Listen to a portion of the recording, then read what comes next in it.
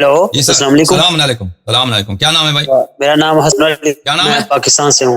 حسن علی. حسن علی، کیسے ہیں؟ خیریت سے ہیں؟ جی کرم حکم اللہ کریں، پاک. کیا آپ سنائیں حکم ہے ٹھیک بھائی؟ ہے بھائی؟ اللہ کا کرم ہے، مولا کا. جناب میں نے آپ سے پوچھنا تھا کہ مجھے پتہ لگا کہ شیعہ جو ہے نا سید کا احترام کرتے ہیں، واجب ہے ان کے ہاں سید کا نا احترام واجب ہے. کیا اہل سنت میں جو سید رہتے ہیں ان کا احترام بھی کرنا ضروری ہے کہ نہیں؟ فاسق سید کا احترام نہیں، جو اچھا مومن جو اہل سید سنت ہے، نیک سید ہے. نہیں، جو اہل سنت میں سید ہے ان کا احترام نہیں کرنا چاہیے. بس احترام سب کا کرنا چاہیے. بس سیادت کے لحاظ سے جو سید العقیدہ ہے اس سے نیکی کرنا، یہ اہل بیت علیہ السلام کا حکم ہے. مودت کرنا، نیکی کرنا، یہ اہل بیت علیہ السلام کا حکم ہے. جی ہاں.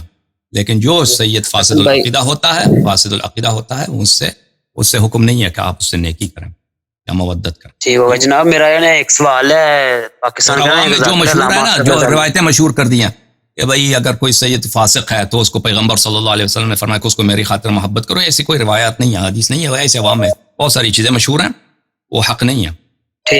جو اہل بیت علیہ السلام کی جانب سے ہے وہ وہی ہے جو میں نے عرض کیا.